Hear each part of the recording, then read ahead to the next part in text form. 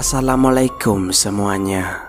Sebagai informasi awal, Christine Lee Silawan adalah seorang remaja usia 16 tahun asal Filipina yang duduk di kelas 12. Christine Lee tidak pernah sampai di usia 17 tahun lantaran 2 pekan menjelang hari ulang tahunnya ia ditemukan tewas secara mengenaskan. Tubuh Christine Lee ditemukan setengah telanjang di sebuah lapangan di Filipina. Wajah Christine Lee sudah tak memiliki rupa karena pembunuhnya telah dengan keji menguliti wajahnya hingga wajah Christine Lee tidak bisa dikenali bahkan oleh orang tuanya sendiri. Orang tuanya hanya mengenali jenazah anaknya dari sisa pakaian yang ia kenakan terakhir kali. Apa sebenarnya yang terjadi dengan Christine Lee? Bagaimana cerita selengkapnya? Selamat datang di Arindo Star.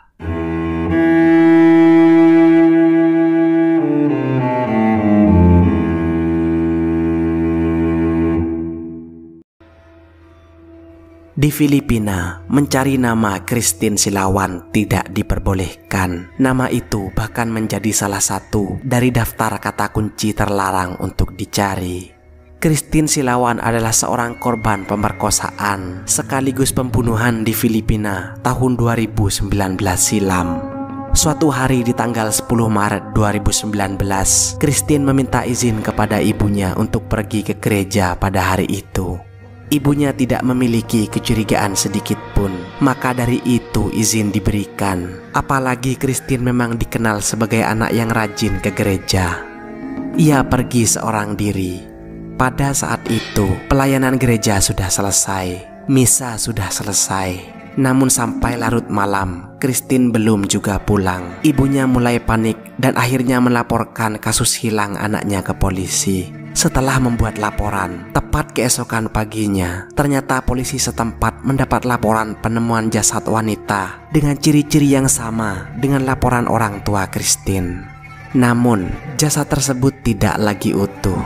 Pasalnya, terdapat puluhan luka tusukan di tubuh serta kondisi wajah yang telah dikelupas menggunakan gunting. Sebagian organ dalam Christine hilang, bahkan lidah dan trakea milik Christine juga hilang. Setelah diidentifikasi, benarlah bahwa sosok jasad yang ditemukan adalah mayat dari Christine Lee. Sontak kabar tersebut menghebohkan jagat maya. Polisi kemudian menyelidiki lebih dalam kasus pembunuhan sadis tersebut.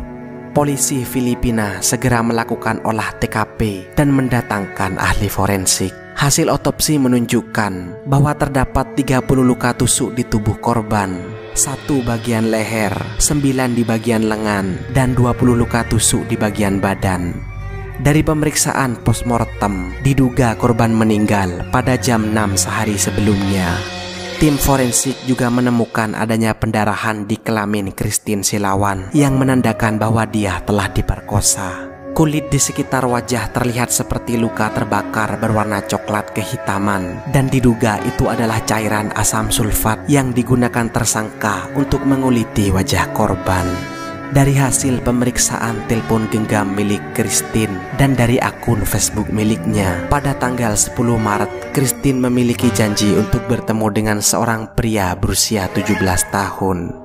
Dengan desakan publik yang sangat besar dalam pengungkapan kasus ini, polisi langsung mencari pelaku pembunuh Christine Lee Silawan dan menangkap seorang bernama Jonas Bueno. Polisi mencurigai Jonas, namun ia benar-benar tidak mengaku dan memang saat itu polisi belum memiliki bukti yang kuat terhadap Jonas. Polisi kemudian melakukan pemeriksaan CCTV pada saat kejadian Christine Lee Silawan menghilang. Dalam rekaman CCTV terlihat bahwa Christine Lee Silawan bertemu dengan seorang laki-laki dan sedang berjalan bersama.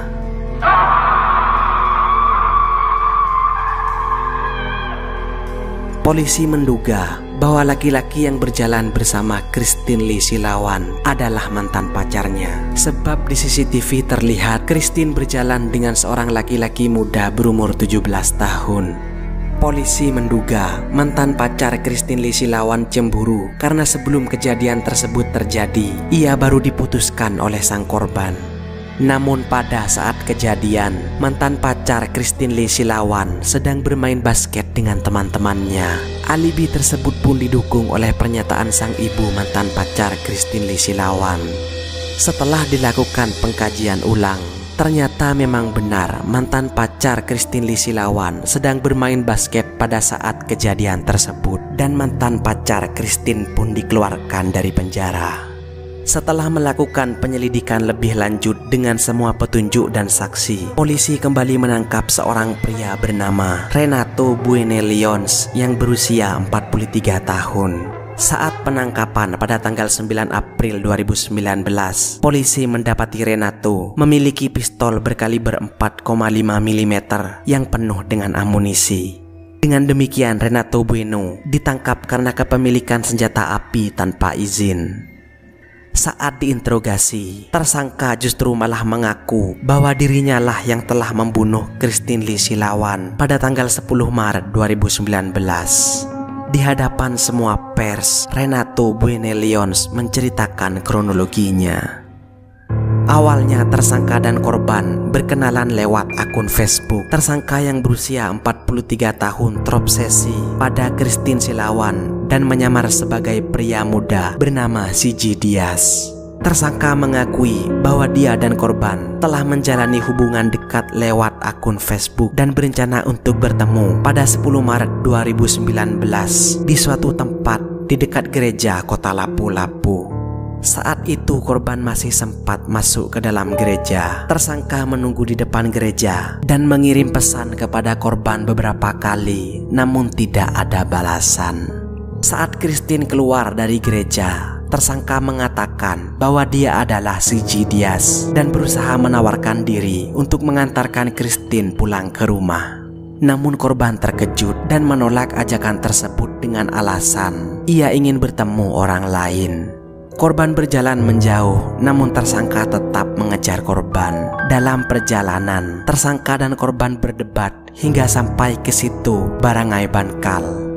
Di tempat itu, tersangka meminta untuk berhubungan seks, namun ditolak. Korban tetap bersikeras harus pergi karena ingin menemui mantan pacarnya.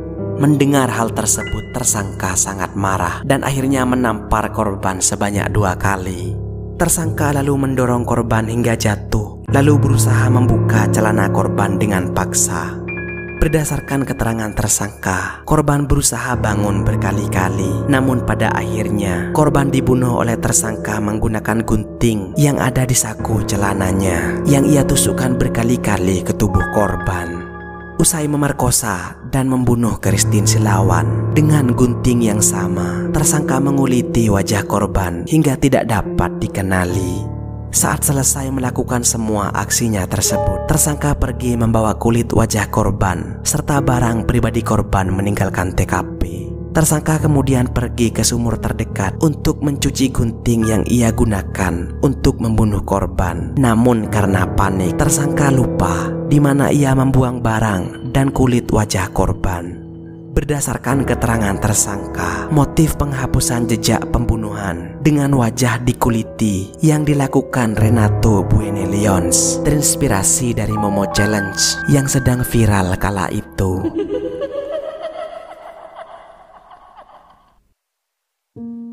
Semoga bisa menjadi pelajaran untuk kita lebih waspada lagi. Jangan sampai kita tertipu oleh akun palsu di media sosial, apalagi yang baru kita kenal. Karena jika kita tidak waspada, bisa-bisa kita tidak bisa lagi mengunyah nasi di besok harinya. Terima kasih sudah menonton. Ciao, hasta luego.